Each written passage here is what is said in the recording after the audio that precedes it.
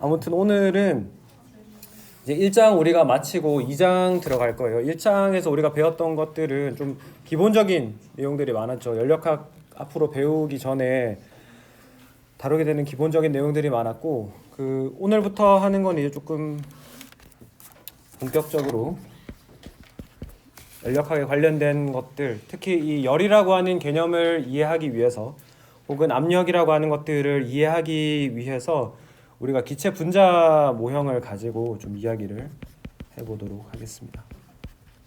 기체 분자 운동론이에요. 그럼 우리가 일반화학 수준에서 이야기할 때는 뭐 열이라고 하는 것이 곧 온도로 측정될 수 있다. 압력이라고 하는 것이 기체 분자가 벽에 충돌함으로써 어떤 전달하는 운동량 혹은 충격량 때문에 생기는 거다. 이런 이야기들을 알고 있는데, 사실 우리가 압력이니 온도니 하는 것들은 굉장히 거시적인 관점이죠. 그러니까 거시적이라고 하는 거는 매크로를 한글로 번역을 한 건데, 큰 관점에서 보는 분자 개개인이 어떤 행동을 하는지 우리는 관심은 없고, 그냥 전체적으로 뭐 이 정도의 분자가 이 정도의 벽에 와서 충돌하면 뭐 일기압이 생긴다, 이런 식으로 그 거시적인 이야기를 하는데, 근데 언제나 그렇듯이 뭔가 사건의 본질을 알려면 더 깊이 들어가서 개개인이 어떤 행동을 하는지 그런 것들을 봐야 되잖아요. 그래서 우리가 그런 개개인의 분자를 보는 거를 미시적, 마이크로 스코픽이라고 부르고, 이런 미시적인 관점에서 거시적인 매크로스코픽한 현상들을 이해를 해보자라고 하는 것이 이 기체 분자 운동론의 주된 내용이 되겠습니다. 그래서 2.1절부터 시작을 해보면은, 그러면 어떤 거시적인 현상들을 이해하기 위한 모델이 필요하겠죠. 우리가 어떤 복잡한 현상들을 설명할 수 있는 간략화된, 우리가 어떤 적절한 가정을 도입해서 간략화시킨 시스템이 필요하고, 그것들을 우리가 모형, 모델이라고 부르는 거죠. 그래서 이거를 우리 일반화학 시간에도 사실 간단하게 이야기를 했었고, 또 여러분들 중에서 제 유튜브에 관심이 있는 분들은 아마 이 기체 분자 운동론이라는 모형을 이미 한번 보신 분들도 있어요. 한 영상 15분 정도짜리 되는 건데, 그거에 대해서 간단하게 이야기를 해봅시다. 기체 분자 운동론.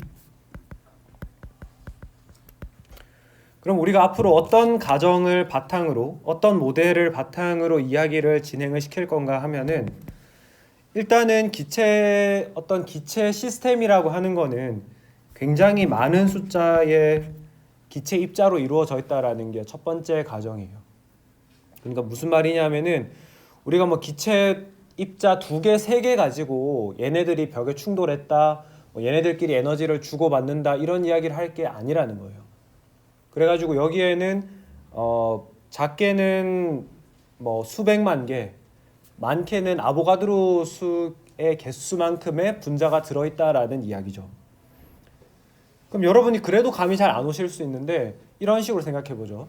만약에 우리가 이 수업을 듣는데 3명밖에 없다. 3명밖에 없으면 시험을 보면은 뭐 누구는 100점, 누구는 뭐 30점, 누구는 10점, 이렇게 되겠죠. 그 정규 분포 모양이 안 나오죠. 근데 어때요? 여러분들 수능 같은 거, 수능 이야기하면 별로 안 좋나? 아픈 기억인가? 어떤 시험 많은 사람에 모이게 되면은 항상 이게 정규 분포 형태로 만들어진다고요. 뭐 적당히 중간 정도 하는 사람, 아주 잘하는 사람 조금, 아주 못하는 사람 조금, 뭐 이런 식의 이 분포를 가지게 된다는 이야기죠. 정규 분포 형태의. 그래서 어떤 기체 입자들이 이런 형태의 운동 에너지를 가지는 분포를 가지려면은 충분히 많은 숫자의 기체 입자가 있어야 된다는 이야기예요. 아시겠죠? 그래서 우리는 굉장히 큰 숫자의 기체 입자를 다루게 될 거다. 그래서 앞으로는 통계적으로 이야기를 할 거다라는 거고, 그리고 얘네들 입자 사이의 거리가 입자 크기와 비교했을 때 입자 사이의 거리가 훨씬 더 크죠. 그러니까 각각의 입자들은 독립적으로 움직일 수 있다라는 거죠. 그리고 두 번째는 입자의 질량은 유한하죠. 그러니까 0이 아니란 뜻이에요. 기체의 입자는 어떤 특정한 질량, 물론 굉장히 작겠지만 그럼에도 불구하고 어떤 질량을 가지고 있고, 그렇지만은 부피는 0인, 한마디로 이야기해서 우리가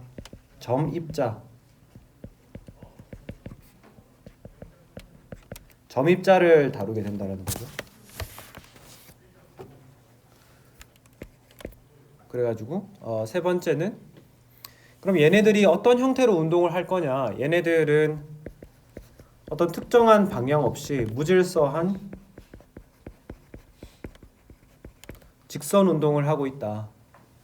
무질서하다라는 거는 어떤 뭐 왼쪽에서 대부분의 분자들이 왼쪽에서 오른쪽으로 움직인다 이런 형태가 아니라, 그냥 누구는 오른쪽, 누구는 왼쪽, 누구는 위, 누구는 아래, 뭐 다 마음대로 움직여 가지고 전체적으로 평균을 내보면은 특정한 방향성이 없다라는 거예요.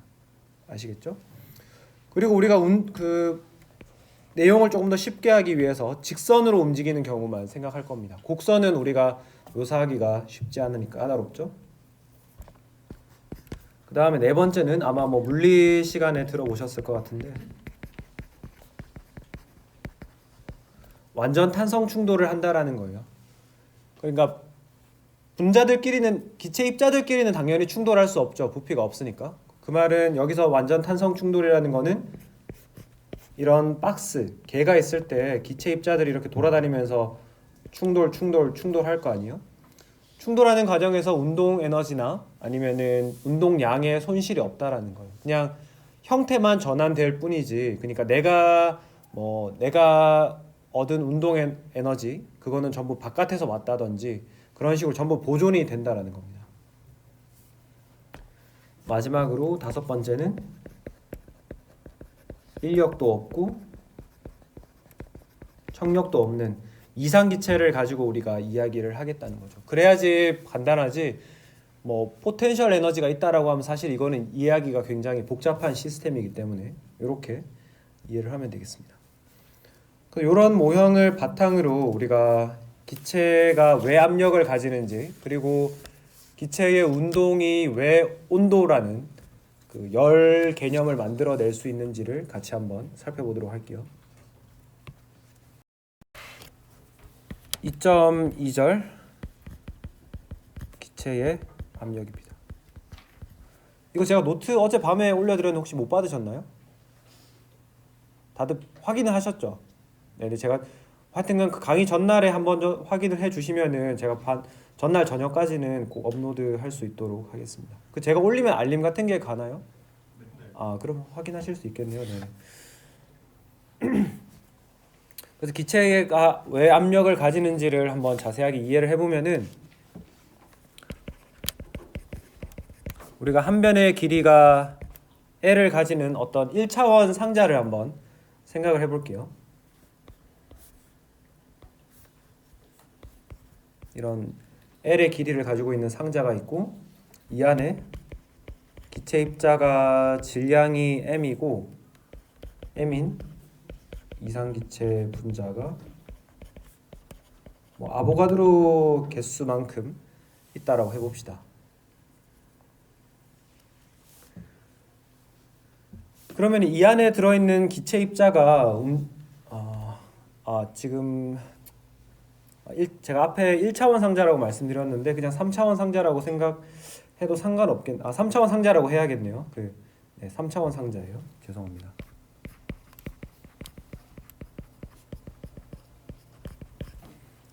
(3차원) 상자라고 생각을 하면은, 그러면 얘가 어떤 움직이는 방향이 있을 거예요. 움직이는 방향이 있을 거고, 이 움직이는 방향을 나타내는 속도 벡터라는 게 있겠죠. 속도 벡터 V하고, 우리는 벡터를 나타낼 때 위에 이렇게 화살표 표시하죠. 여러분들 그 고등학교 때 벡터는 다 배우셨죠? 벡터 안 배웠다. 다 배웠죠? 좋습니다. 벡터를 이렇게 표현할 수가 있고, 그러면 우리가 이거를 X축 성분, X축 속도, 그 다음에 Y축 방향의 속도, 그다음에 G축 방향의 속도 뭐 이런 식으로 표현할 수가 있죠. 각각의 요 x, y, z는 1, 0, 0, 0, 1, 0, 0, 0, 1을 나타내는 단위 벡터라고 이해를 하시면 되겠습니다. 그냥 방향성을 가지고 있고 크기는 1인. 결국에 이게 무슨 말이냐면은 여기 3차원 공간상에 그리면은 x축, y축, g축이라고 할 때 어떤 이런 속도 벡터 v가 있다라고 할 때 얘를 x축이랑 y축, xy 평면에다가 사형을 내리면은 이렇게 vx가 되겠고, 이렇게 vy가 되겠고, g축에 사형 내린 게 vz, vg 이렇게 되겠죠. 그래서 우리가 3차원 공간상의 벡터를 이렇게 표현을 할 수가 있고, 근데 지금 여러분들 당장에 벡터 다루려고 하니까 머리 복잡하죠. 3차원 머리 떠올려야 되고 뭐 x축이니 y축이니 g축이니 하는 게 이런 게 복잡하잖아요. 그래서 우리는 속력, 이제 스칼라라고 하는 거 있죠. 방향성 없이 크기만 있는 거. 속도만 한번 생각을 해보면은 속력은 어떻게 구하나요? 속력 V를 계산을 하려고 하면 각각의 X축, Y축, G축 성분 제곱한 다음에 다 더해가지고 루트 씌우는 거. 그 피타고라스 정리로 다들 잘 알고 계시는 거 있죠? 요렇게 전체 속도 V를, 전체 속력 V를 요런 식으로 계산을 할 수가 있죠. 그 3차원 공간상에 돌아다니는 기체 입자의 모션을 이런 식으로 표현할 수 있는데, 근데 이 3차원이라고 하는 거는 우리가 항상 1차원만 잘 이해를 하면은 차원을 2차원, 3차원, 뭐 n차원으로 늘리는 거는 어렵지 않아요. 그러니까 우리는 다시 1차원 문제로 돌아오려고 하는 겁니다. 그래서 3차원 실제는 저렇게 생겼는데 그럼 1차원으로 가정을 하고 문제를 쉽게 만들어 보자. 물론 그러고 나서 우리가 다시 3차원으로 이거를 지식을 확장을 하긴 할 거예요. 그래서 1차원 X축 방향으로만 한번 생각을 해보겠습니다. 그래서 지금 제가 하려고 하는 것들이 뭐냐 하면은 이 압력을, 기체 압력을 구하고 싶다 그랬죠. 기체가 벽면에 충돌할 때 전달하는 압력을 구하고 싶은 거고, 근데 그걸 하기 위해서 힘을 알아야겠죠, 그죠? 이거 지금 뭘 해갈지를 거꾸로 한번 보여드리는 거예요.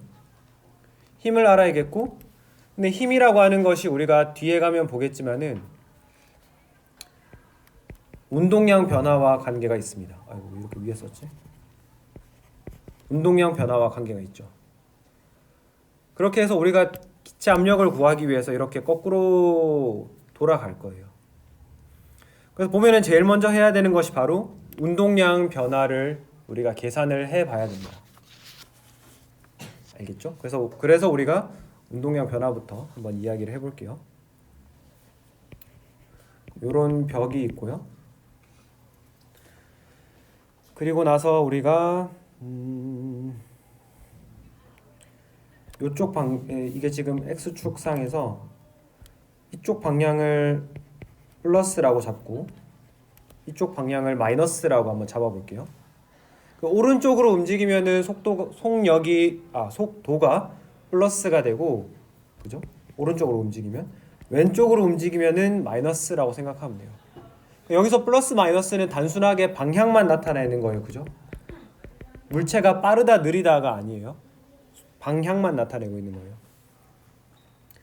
그럼 어떤 물체가, 기체 입자가 요렇게 가가지고 벽에 충돌하고 뒤로 튕겨져 나갔다라고 해봅시다. 그러면은 기체 입자, 요 기체 분자가 얼마만큼의 운동량이 변했을지 X축에 대해서만 한번 생각해 볼게요. 우리 1차원 X축만 이야기한다라고 했었죠. X축 방향을 따라서 기체 분자가 운동량이 얼마만큼 변화했느냐 이걸 계산 한번 해볼게요. 그래서 참고로 운동량이라고 하는 것은 질량 곱하기, 사실은 둘 다 벡터이기 때문에 이렇게 표현하는 게 맞습니다. 근데 크기, 스칼라 양만 비교할 때는 이렇게 하면 되겠죠. 그럼 변화량을 계산해야 되는데, 물리에서 변화량 계산할 때, 뭐 물리라고 할 필요는 없죠. 과학에서 변화량 계산할 때는 나중값에서 처음값 빼주면 되죠. 그럼 나중값, 나중의 운동 px 나중 분자의 x축 방향, 나중 운동량에서 처음, 이렇게 빼주면 됩니다. 근데 앞에서 말씀드렸다시피 운동량이라고 하는 건 벡터량이죠. 그 방향이 있는 거란 말이에요. 그러면은 m 곱하기 나중에는 속도가 보니까 어떻게 돼요? 왼쪽으로 이동하고 있으니까 나중에는 충돌 후, 그러니까 처음 나중을 충돌 전, 충돌 후라고 생각하면 돼요. 요걸 한 번 더 쓰고 갈까요? 나중은 충돌 후, 처음은 충돌 전이라고 생각하면, 그럼 충돌 후에는 마이너스 방향으로 움직이고 있으니까 마이너스 vx라고 할게요. x축 방향으로 임의의 속도. 그 다음 빼기, 처음은 어때요? 그러면 m 곱하기 플러스 vx겠죠? 그죠? 이쪽 처음에는 오른쪽으로 이동하고 있으니까 플러스고, 나중에는 충돌 후에는 왼쪽으로 이동하고 있어요. 마이너스. 이렇게 하면은 계산해 보면 이게 마이너스 2m vx라는 걸 알 수가 있습니다. 기체 분자는 이 한 번의 충돌로 인해서 운동량이 마이너스 2m vx만큼 된 거예요. 그죠? 근데 우리가 한 가지 기체 분자 운동론에서 가정한 게 뭐였냐 하면은 네 번째 거, 완전 탄성 충돌이라고 했는데, 이 완전 탄성 충돌이라고 하는 거는 운동 에너지도 보존이 되지만 충돌에 의해서 운동량도 손실이 없다라는 거예요. 무슨 말이냐 하면은 운동량이 보존이 돼야 된다. 그럼 무슨 말이냐? 지금 기체 분자가 벽이랑 한번 충돌하고 나니까 마이너스 2m vx만큼 됐는데 어떻게 이게 보존이 되냐? 0이 아닌데. 이런 이야기를 할 수 있죠. 근데 여러분들 생각할 수 있는 건 뭔가요? 충돌을 하면서 이제 우리가 벽이라는 존재도 생각을 해봐야 되죠. 그러면은 x축 방향으로 벽의 운동량 변화는 어떻게 되느냐? 이게 바로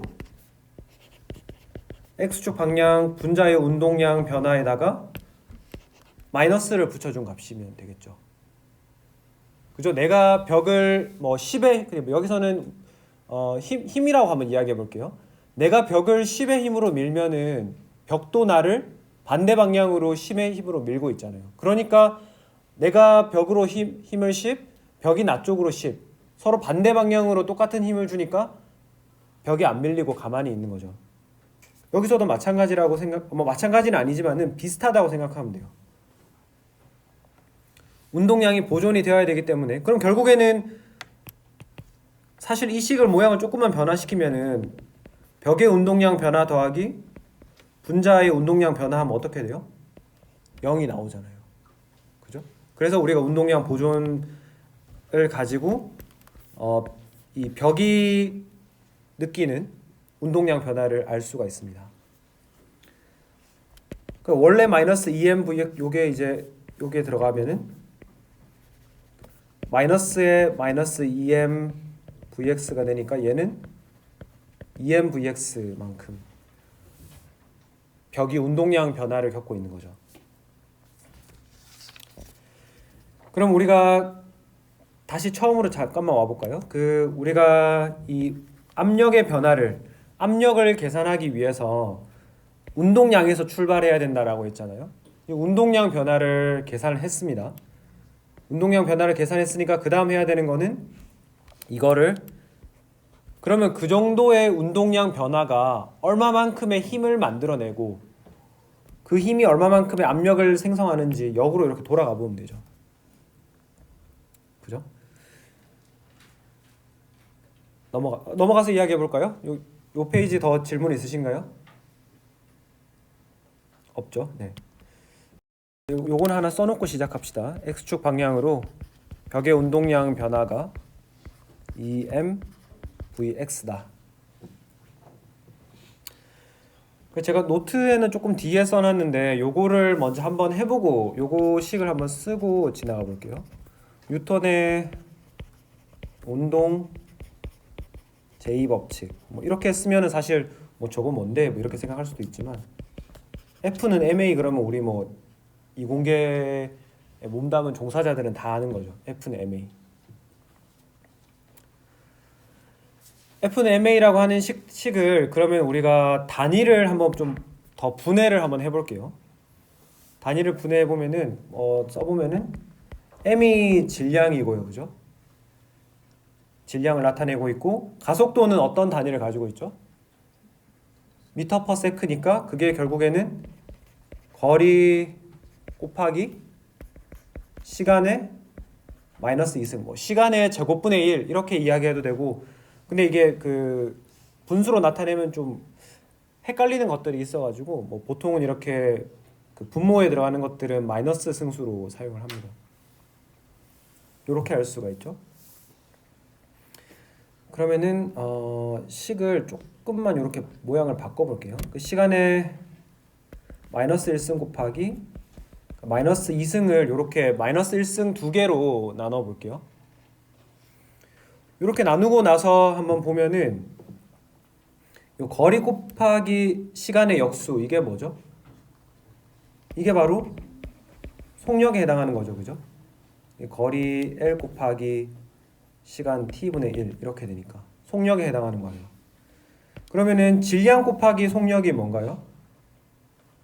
우리 앞에서 이야기했죠? M 곱하기 V가 운동량 P가 되는 거죠. 운동량 P. 그죠? 그러면은 힘 F라고 하는 것이 결국에는 운동량을 시간으로 나눠준 그런 형태로 정리가 되는 거예요. 힘 F라고 하는 것이 델타 P를 운동량 P를 시간으로 시간의 역수를 곱해준 거니까 시간을 나눠준 거랑 똑같죠. 이렇게 해주면 되는 거예요. 그죠? 그럼 우리가 지금 델타 P 벽이 받는 운동량 변화는 계산했으니까 시간의 변화만 계산을 하면 돼요. 시간의 변화를 한번 계산을 해봅시다. 혹시 여기까지 질문 있으신 분? 없으시죠? 네, 좋습니다. 그럼 결국에는 우리가 어떤 벽에 와서 이렇게 양쪽의 x축 방향으로 이렇게 벽이 있다라고 했을 때 요거 한 변의 길이가 우리가 앞에서 이야기했죠. 한 변의 길이는 L이라고 말씀을 드렸어요. 그러면은 얘가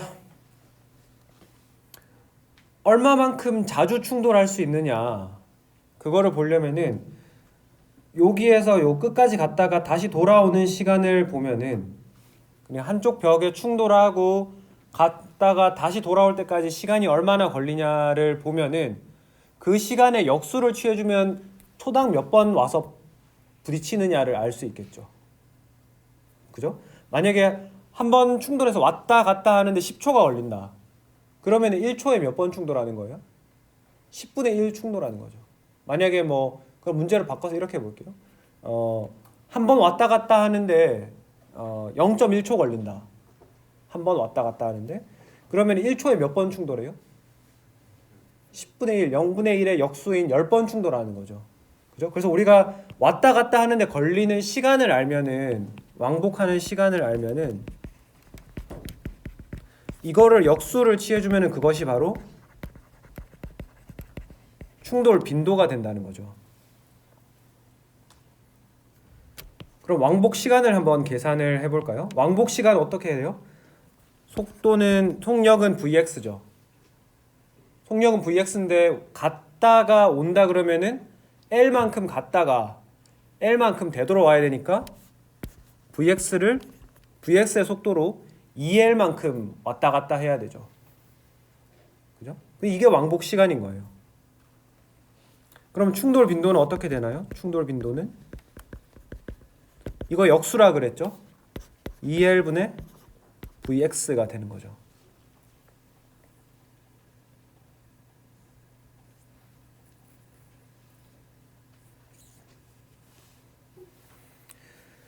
그러면 우리가 이제 여기 시간의 역수에 해당하는 값도 구한 거예요. 시간의 역수가 결국에는 충돌 빈도를 나타내는 거죠. 그죠? 시간의 역수가 충돌 빈도를 나타내고 있잖아요. 그러면은 F라고 하는 것이 델타 P 곱하기 충돌 빈도. 그 충돌 빈도라고 하는 게 결국 1초에 몇 번 거기 가서 벽을 두드리냐라는 거니까 한 번 두드릴 때마다 델타 P만큼 변화를 일으키면 1초에는 몇 번의 어느 정도의 힘을 줄 수 있느냐 이걸 나타내는 거니까 2m vx 곱하기 L분의 2L분의 vx 이렇게 되겠죠. 충돌 빈도는 요거 써주면 되고 2m vx는 위에서 우리가 유도한 거죠.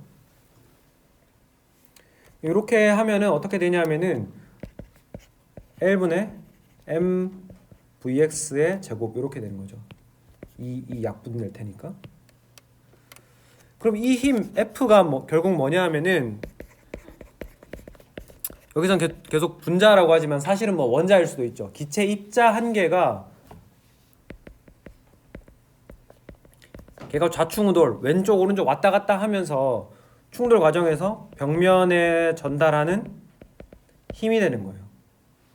기체 입자 한 개를 기체 상자가 L인 어떤 박스 안에다가 질량이 M인 기체 입자 한 개를 넣어주면 걔가 Vx의 속도로 운동한다고 할 때 그 벽이 받는 힘이 L분의 mVx의 제곱으로 주어지는 거예요.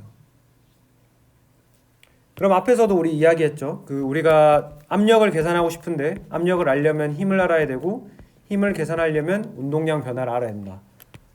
지금 F까지 왔어요. F를 압력 P로 어떻게 되돌립니까? 면적으로 그냥 나눠주면 되죠. 그죠? 그 한 면의 면적이 얼마예요? 지금 우리가 한 면의 길이가 L이라고 했으니까 면적은 L 제곱이 되겠죠? 그래서 P는 지금 요 박스를 이렇게 생각하는 거예요. 이렇게 생겨가지고 이거를 지금 X축 방향으로 길이가 L인 기체 입자가 여기 왔다 갔다 이렇게 하면서 왼쪽 오른쪽 왼쪽 오른쪽이라고 하면 그렇군요. 좀 헷갈리지만 이렇게 앞뒤로 왔다 갔다 하면서 요 벽면에다가 때려서 전달하는 압력이 얼마냐 그걸 보려고 하니까 이것도 L 이것도 L이니까 L 제곱분의 F가 어떻게 주어졌죠? F가 이렇게 주어졌죠? L분의 m vx의 제곱. 결국에는 정리하면은 L 세제곱분의 m vx의 제곱 이렇게 주어집니다.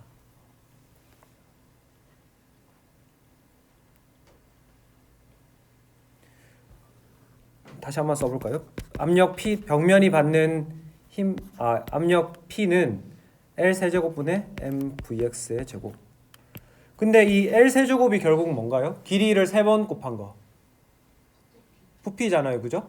길이를 제곱하면은 면적이 나오고 길이를 세제곱하면 부피가 되잖아요. 이게 곧 부피라는 거예요.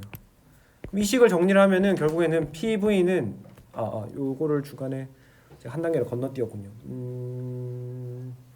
요거 이야기하고 완성합시다. 네. 요건 지금 기체 입자 한 개에 대한 거고 근데 실제로 기체 입자가 만약에 n개 있다라고 하면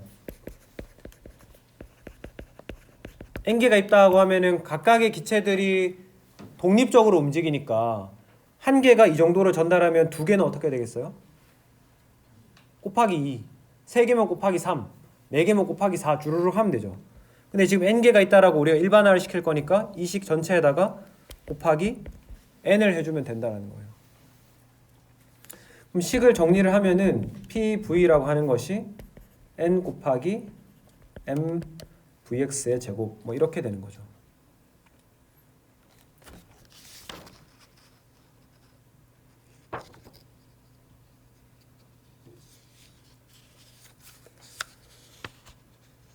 지금 압력이라고 하는 것이 왜 생기는지는 이제 뭐 대충 우리가 이해를 했죠. 그러면 기체 입자라고 하는 녀석들이 벽에 가서 충돌해서 그때 벽에 전달하는 운동량 때문에 생긴다라는 것, 그리고 우리가 그거를 수식적으로 이렇게 또 유도를 해 보았죠. 여기까지 해가지고 질문 있으신 분 없죠? 그러면 적절한 타이밍에 잠깐 좀 이야기를 하면은 요즘 시대에는 사실 뭐 소위 말하는 분노 조절 장애 이런 사람들이 되게 많잖아요. 그래서 우리가 각자의 안녕을 스스로 지킬 수 있는 방법이 필요하죠. 그래가지고 뭐 저는 사실 TV 잘 안 본다고 말씀드렸는데 TV를 굉장히 많이 TV 이야기만 맨날 하는데 누구죠? 블랙박스 보는 변호사 갑자기 이름 생각 안 나네. 한문철. 그 아저씨 거기에 보면은 진짜 별의별 사람 다 있잖아요. 뭐 자기가 운전 잘못해놓고 갑자기 뭐 막 차 뭐 와가지고 막 차 문 부시려고 하고 이런 사람들 있잖아요. 그래가지고 그런 사람들을 대응하기 위해서는 이게 참 원래는 국가가 있기 때문에 우리가 국가를 믿고 개인이 무장할 필요가 없죠. 근데 경찰 부르면 너무 늦게 오잖아. 너무 늦게 오니까 우리 스스로를 지킬 방법이 필요하고, 그래가지고 여러분 뭐 진압봉 같은 거 있죠. 특히 우리 학생들 같은 경우에는 밤에 술 먹고 많이 다니고 이러면은 취객들을 상대로 한 그런 나쁜 놈들이 많이 있기 때문에 진압봉 같은 거 인터넷에 사면 얼마 안 합니다. 한 3만 원이면 살 수 있거든요. 그런 걸 꼭 가지고 다니시라고. 그걸 다녀서 물론 그런 걸 함부로 휘두르면 둔기가 되고 흉기가 되지만 나를 지켜야지. 그죠? 워낙 이상한 사람들이 많으니까. 그게 필요하다는 거죠. 그래서 그런 이야기를 왜 했냐면은 멈춰놓고 해야겠다. 그래가지고 계속 수업을 하면은 아무튼 지금 우리가 한 거는 압력이라고 하는 것이 이런 형태로 뭐 표현될 수 있다라는 것까지 배웠죠. 요거를 했고, 그러면 이제 우리가 여기에서 이 압력이라고 하는 것이 속력이 여기 지금 나와 있으니까 뭐 운동 에너지랑은 또 어떻게 연관되어 있는지도 한번 간단하게 유도를 해보도록 하겠습니다. 그러기 위해서는 우리가 이제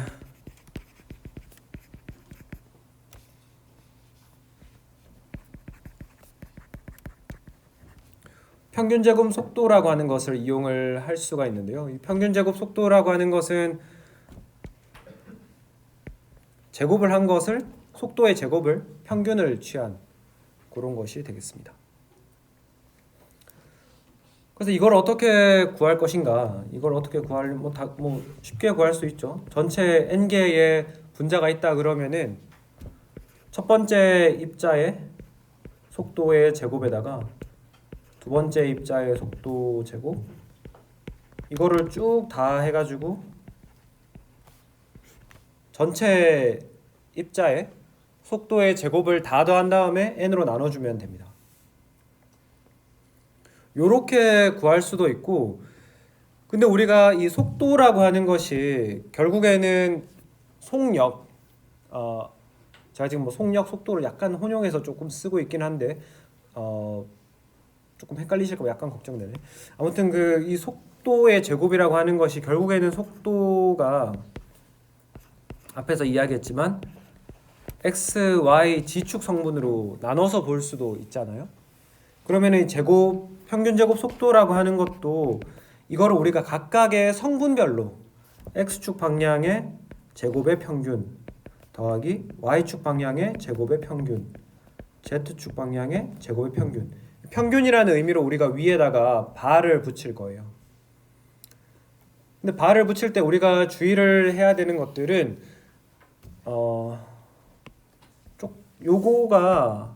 요거와 이거는 의미적으로 좀 다른 거예요. 그죠? 제곱을 한 거를 평균 내는 거랑 평균을 낸 다음에 제곱을 하는 거랑은 좀 다르죠. 그죠? 뭐 그런 거 쓰실 때 조금 주의하시고요. 아무튼 이렇게 쓸 수가 있고, 근데 우리가 기체 분자 운동론으로 다시 돌아가서 생각을 해보면은 기체 입자는 무질서하게 직선 운동한다고 했잖아요. 그 무질서하게 직선 운동을 한다라고 하는 거는 x축이든 y축이든 g축이든 우리가 임의로 정한 축이기 때문에 사실은 어느 방향을 택하든지 간에 평균 속력은 다 똑같겠죠. 대충 엄청나게 많은 숫자의 분자들에 대해서 본다라고 하면, 그죠? 뭐 이런 거예요. 뭐 분자가 3개밖에 없다 이러면은 x축으로 움직이는 거 하나, 뭐 y축으로 움직이는 거 하나, 다시 또 x축으로 움직이는 거 하나, 이렇게 돼가지고 x축이랑 y축이랑 g축의 속도 평균이 다를 수도 있죠. 근데 여러분들이 수십만 개, 수억 개 넘어서 막 10에 20승계 이런 분자를 갖다 놓고 움직이라고 하면은 선호하는 x축, y축, g축에 대한 특별한 선호가 없기 때문에 어느 축을 택하든지 간에 평균 속도가 다 고만고만할 거란 말이에요.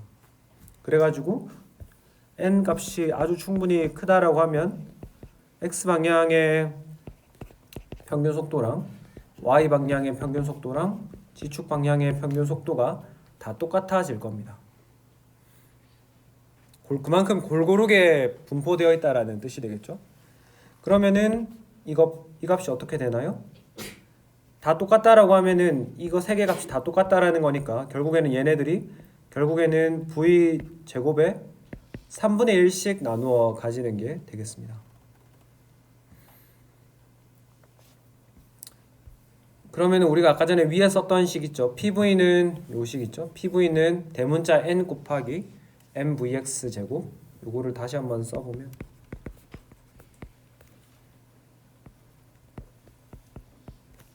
이렇게 썼는데, 이 vx 제곱이라고 하는 것을 우리가 전체 평균값으로 생각을 할 수가 있을 겁니다. 그죠? 평균값으로 대처를 할 수가 있겠죠. 그래서 n 곱하기 m 곱하기 3분의 1의 v 제곱의 평균, 이렇게 바꿔 쓸 수가 있을 거고, 그 다음에 우리가 식의 모양을 조금만 변형을 시켜 가지고 m을 여기 괄호 안에 집어넣고요. 그 다음에 3분의 1을 바깥으로 빼내고, 그러면은 3분의 n 곱하기 m v제곱 이렇게 되겠죠. 근데 이제 2분의 1을 곱해주고 2를 곱하면 결국에는 분모 분자의 2를 각각 곱해주는 거니까 아무것도 안 한 거랑 똑같잖아요. 그럼 이렇게 하고 나서 이 식의 안쪽을 보면 어떤 모양입니까? 이게 바로 운동 에너지 모양이죠. 그래서 이거를 우리가 앞으로 어떻게 부를 거냐 하면은 에너지인데 트랜스라고 해가지고, 그러니까 분자의 중심이 이동해 가는, 분자의 중심이 고정되어 있는 병진 뭐죠? 이거 갑자기 생각이 안 나네. 진동 에너지나 회전 에너지 같은 것이 아니라 질량 중심이 직접 이동해 가는, 그죠? 운동이라는 것 자체가 그런 거잖아요. 그래서 이거를 translation, 중심이 이동해 간다라는 뜻입니다. 그래가지고 우리가 이런 식으로도 식의 형태를 변형시켜가지고 결국에는 이 압력이라고 하는 것의 근원이 분자의 운동, 기체 입자의 운동과 관련이 되어 있고, 그 기체 입자가 벽과 충돌함으로써 생기는 거다라는 것도 이해를 할 수가 있겠습니다. 혹시 여기에 대해 질문 있으신 분? 좋습니다. 그럼 넘어가가지고 요 절까지 하고, 요 절까지는 해야 되겠네요.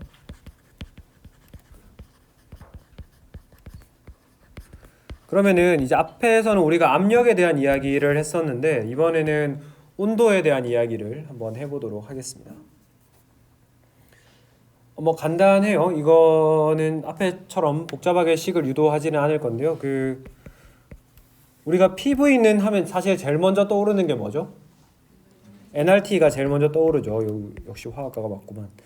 그 PV는 NRT라고 했을 때 우리가 이 식의 모양을 조금만 변형을 시키면은 앞에 나왔던 식과 동치, 그러니까 같다고 두고 좀 더 유용한 식들을 만들어낼 수 있습니다.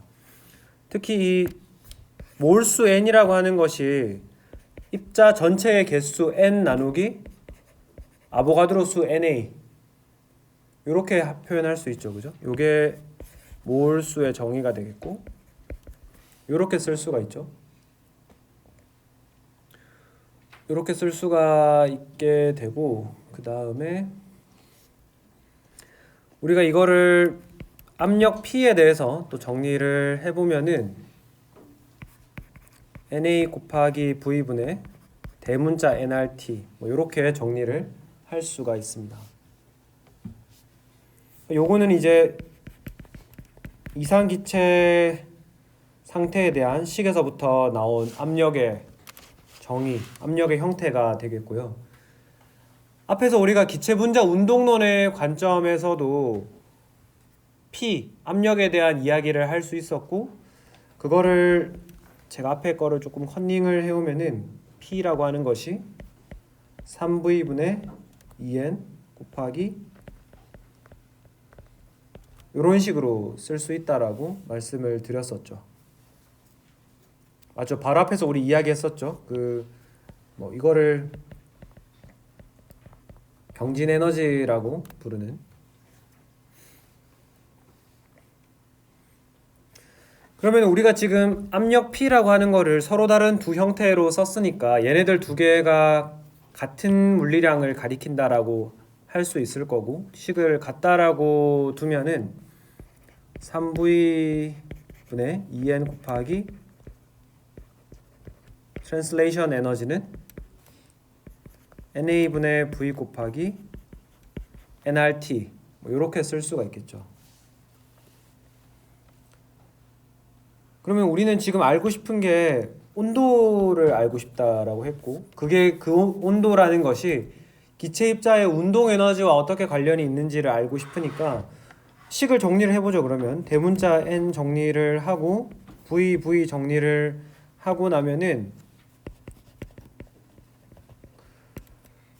기체 입자의 평균 운동 에너지, 평균 병진 에너지라고 하는 이 트랜스가 어떤 식으로 주어지냐 하면 2분의 3 곱하기 NA분의 RT 이런 식으로 주어지는 겁니다. 그리고 이거를 기체 상수 R 나누기 아보가드로 수를 우리가 볼츠만 상수 KB라고 하거든요. 그럼 결국엔 이 식은 2분의 3 KBT 이렇게 되는 거죠. 그러면 이 단순한 식 운동 에너지의 평균 값이 2분의 3 KBT다. 이 식이 의미하는 게 뭐냐 하면은 이 온도라고 하는 것, 뜨겁고 차갑고 하는 것들이 사실은 어디에서 생긴다는 이야기예요? 기체 입자의 운동 에너지, 왔다 갔다 하는, 얘네들이 왔다 갔다 하는 그래서 가지고 있는 그 운동 에너지가 바로 기체 입자의 운동이 바로 그 뜨거움, 차가움을 나타내는 근원이다라는 거를 우리가 알 수 있는 거죠. 그래서 기체 입자가 기체 분자 운동론에 따르면은 굉장히 무질서하게 왔다 갔다 한다라고 했었잖아요. 그런 기체의 랜덤 모션, 무질서한 운동이 바로 이 열이라고 하는 개념을 만들어내는 근원이다라는 걸 알 수가 있는 거죠. 그렇게 알 수가 있고, 그리고 한 가지 더 중요한 것만 짚고 넘어가면은 우리가 여기 2장에서는 무슨 속도를 계산할 일이 많아요. 뭐 여러 가지 속도들이 등장하는데 그 여러 가지 속도 중에 첫 번째가 바로 제곱 평균 근 속도입니다. 영어로 치면은 루트 민 스퀘어 벨로시티가 되겠는데요. 사실 저도 이거 한글로 써놓으면은 굉장히 헷갈려요. 이거 뭐 어떻게 구하는 걸까? 근데 이거 영어로 써놓으면은 뭐 한글도 한글은 앞에서부터 해가면 돼요. 제곱을 한 다음에 첫 번째 제곱을 하고 평균을 낸 다음에 루트를 씌워라. 이거 저만 헷갈리나요? 저는 이거 엄청 헷갈려가지고 매번 이렇게 하거나 영어로 할 때는 스퀘어 뒤에서부터 스퀘어 하고 제곱하고 평균 취한 다음에 루트 근을 취해라. 별로 안 신기하네. 나만 헷갈렸구나. 아무튼 그거를 이게 결국에는 뭐를 나타내는 거냐면은 제곱의 요거죠. 요거에 루트 씌운 거잖아요.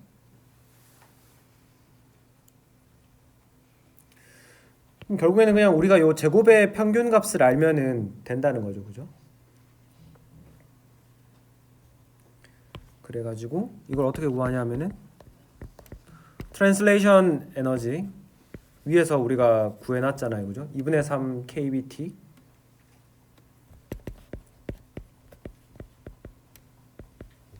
이렇게 주어지는데 이 트랜슬레이션 에너지가 사실은 어떤 형태였느냐 하면은 우리가 앞에서 썼었잖아요. 2분의 1 m 제곱의 평균값 이렇게 했었던 거죠.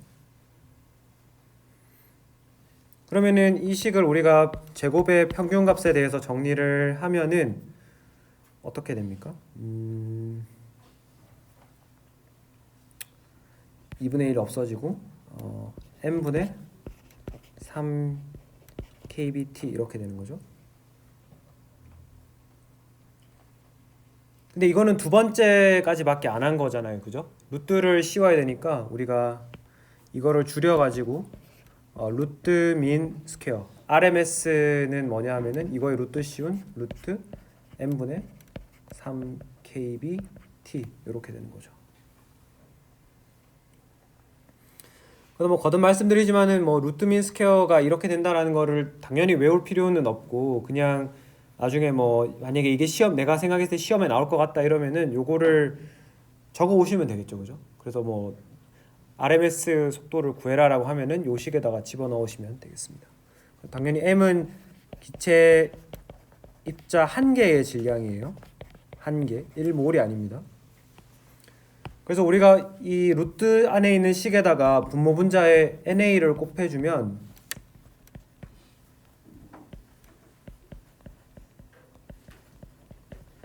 이렇게 해주면은 기체 입자 1개에다가 NA 개수 곱하면 이게 뭐가 돼요? 기체 1몰의 질량이 되니까 이게 바로 분자량 M이 되겠고 뭐 원자량일 수도 있죠, 물론. 몰 질량 M이 되겠고 그 다음에 KB 곱하기 NA 볼츠만 상수 곱하기 아보가드로 수가 바로 기체 상수 R이 된다 그랬죠. 3RT 뭐 이렇게 계산을 해도 되겠습니다. 제가 노트에 조금 잘못 적어놨네요, 그죠? 그거는 여러분들이 좀 감안을 해주시고요.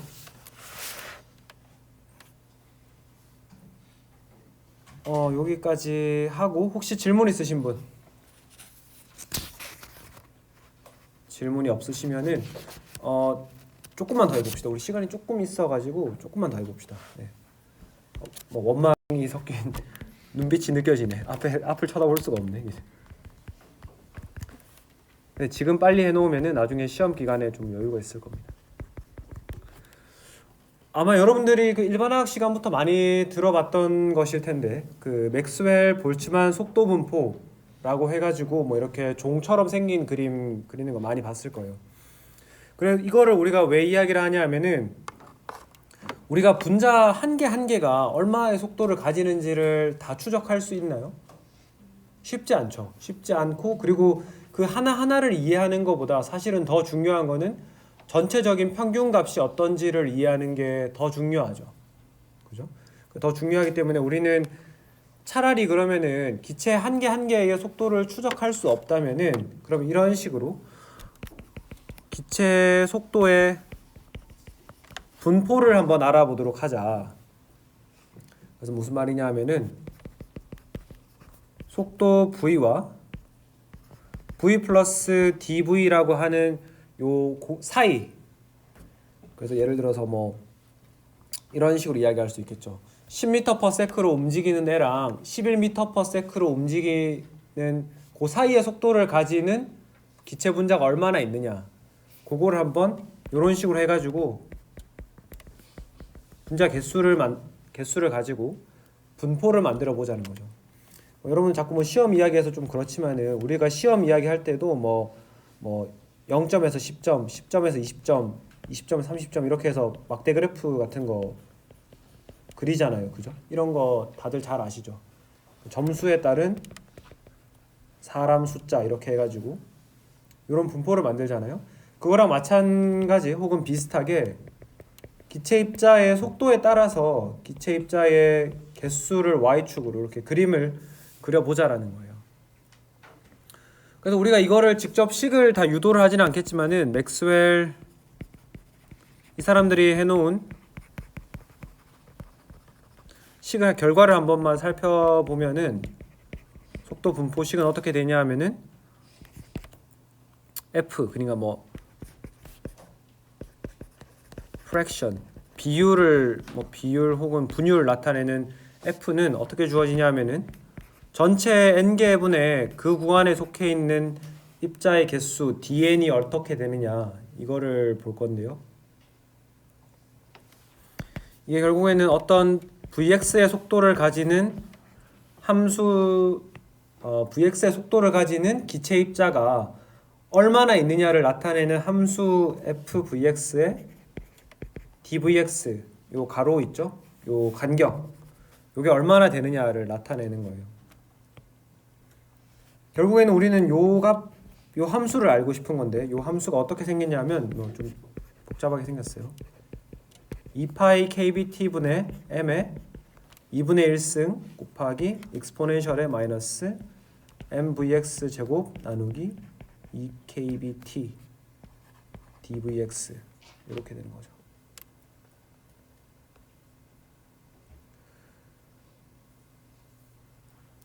이게 사실 뭐 식이 왜 이렇게 생겼느냐를 이해하는 거는 우리가 통계 연력학을 배우지 않고서는 사실은 쉽지 않습니다. 그래서 이 식이 왜 이렇게 만들어졌을까를 생각하는 것보다는 이 식의 모양과 우리가 이 식을 어떻게 활용할 수 있는지를 조금 더 생각을 해보시는 게 좋을 것 같아요. 아무튼 앞에 여기 나오는 것들은 전부 상수예요, 그죠? 상수고 결국에는 우리가 속도 분포라고 했을 때 변수는 vx, x축 방향의 속도밖에 없죠. 근데 요 그래프, 요 형태의 그래프가 어떻게 생겼냐 하면은 컴퓨터로 그 엑셀 있잖아요. 엑셀 가지고 여러분들이 한번 그려보시면은 가운데가 1의 값을 가지고 뭐 이런 식의 모양을 가지게 됩니다. 이런 식의 모양을 가지게 되고, 그럼 여러분들이 그런 이야기를 할 수 있죠. 이건 뭐야? 속도가 왜 음수값을 가지고 있는 거야? 근데 이건 우리가 앞에서도 이야기했지만 속도는 벡터 양이기 때문에 플러스 값을 가질 수도 있고 마이너스 값을 가질 수도 있는 거예요, 그죠? 이거는 그냥 단순하게 방향의 문제지 속력이 음수라는 이야기가 절대 아니에요. 근데 아무튼 간에 속력으로 나타내면은 플러스 마이너스 이렇게 나오니까 우리가 이게 처리하기가 좀 곤란하니까 이해하기도 좀 쉽지 않고, 속도를 속력으로 그 스칼라 양으로 바꿔보자라는 거예요. 그러면 이제 여러분들은 약간 머리를 그 3차원 공간상의 머리를 이렇게 3차원 공간을 머릿속에 떠올려 보면서 이런 걸 생각해 봅시다. 지금 요런 속도를 가지는 거 있잖아요. 요 구간에 들어가는 속도를 가지는 거. 예를 들어서 이게 뭐 10의 속도를 가지는 녀석들이라고 해봅시다. 10의 속도를 가지고 이 간격이 dv라는 굉장히 짧은 구간이라고 한번 해볼게요. 그럼 지금 x축으로만 했을 때 이렇게 있다는 거잖아요. x축만 봤을 때. 근데 얘를 3차원 공간의 속력으로 생각을 하면 어떻게 되나요? 3차원 공간에는 이 원점으로부터 10의 거리만큼 떨어진 게 얼마나 있죠? 그 질문을 바꿔볼게요. 3차원 공간상에서 이 원점과 거리가 10 떨어진 것들을 다 모으면 어떤 도형이 되죠? 9가 되죠, 그죠? 원 누구예요? 원 색출해야겠는데. 3차원이면 9죠, 그죠? 그림을 너무 이상하게 그렸네. 9가 되죠, 그죠? 그러면은 이 말은 뭐냐면은 우리가 이걸 3차원 공간으로 확장해서 속력으로 보면은 여기 9에 아주 얇은 껍데기를 씌운다라고 하면은 두께가 DV에 해당하는 아주 얇은 껍데기를 씌운다라고 하면 그 껍데기에 둘러싸고 있는 녀석들의 속력은 다 똑같죠. 거기 9 위에서의 속도는 그죠? 그러니까 우리가 그러면은 그런 9의 면적이 어떻게 돼요? 반지름이 만약에 뭐 R이라고 하면 9의 면적은 4파이 R 제곱이 되는 거죠. 그래서 요만큼의 속도를 가지는 녀석들이 전체 3차원 공간으로 확장을 하면은 4파이 R 제곱만큼 생기는 거예요. 이해되시나요? 그죠? 내가 X축으로 생각한 그 원디멘전으로 생각을 하면은 요게 여기밖에 없죠. 근데 이거를 3차원 공간으로 생각하면 우리 지금 여기 한 점만 보고 있는 거예요. 근데 이런 애들이 바로 4파이 R 제곱만큼 존재한다라는 거죠. 그죠? 그래서 우리가 속도 V에서 속력 C로 우리 책에서는 속력 C로 이야기를 하거든요. C로 가져가서 이야기를 하면은 이 FC라고 하는 것이 어떻게 바뀌냐면은 4파이 C 제곱에 2파이 KBT M에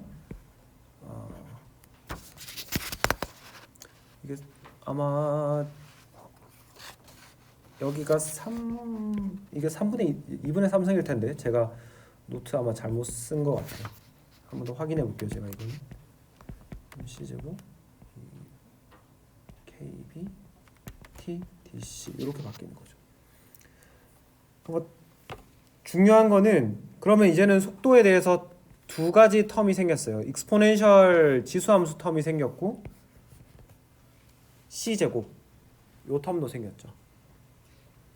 그래가지고 이게 뭔 말을 하냐 하면은 이걸 이제 그래프를 우리가 FC 속력에 대한 그래프를 그려보면은 이제는 요런 식으로 모양이 생겼습니다. 무슨 말이냐면은 속도가 아주 낮을 때는 익스포넨셜 텀은 굉장히 작거든요. 얘는 그냥 거의 0이에요. 거의 0이기 때문에 주로 어느 지점까지는 이 제곱의 형태로 그래프가 올라가죠. 그래프가 올라가다가 죄송해요. 이게 0이 아니죠. 1이죠. 1. 그죠? 익스포넨셜의 지수의 0승이면 2의 0승이면 이거 1이잖아요. 그죠? C 값이 높아지면 속도가 빨라지면은 어떻게 돼요? 익스포넨셜의 마이너스 뭐 무한대 이런 식으로 가버리니까 그죠? 이게 거의 0에 가깝게 움직이게 되죠. 그래서 여기서부터는 익스포넨셜의 마이너스 C제곱의 거동을 따라 움직이게 되죠. 그래서 속도가 느린 쪽은 제곱의 형태로 속도가 빨라져서 디케잉하는 감소하는 쪽은 익스포넨셜 감소하는 형태로 생겼다. 그렇게 되는 겁니다. 이 그래프는 이렇게 그릴 수 있다라는 거고 여기를 어떻게 구하는지는 그냥 말로만 설명하고 다음에 다시 이야기할게요. 요 지점의 속도는 어떻게 구할까요? 여기는 분자들이 가장 많이 발견되는 속도겠죠. 이런 속도를 가지는 분자들의 개수가 가장 많기 때문에 그래서 이거를 우리가 most probable 그래서 MP 한글로는 최빈 속도라고 부르는 건데요. 최빈 속도를 구하는 건 어떻게 하면 되겠어요? 미분에서 0 되는 지점 찾으면 되겠죠, 그죠? 아주 훌륭합니다. 이렇게 하고 다음 시간에 최빈 속도 관련된 거, 그 다음에 다른 속도 몇 가지 더 이야기를 해보도록 하죠. 네, 오늘 다들 수고 많으셨고요. 저희 금요일에 뵙도록 하겠습니다. 네, 다들 고생 많으셨습니다.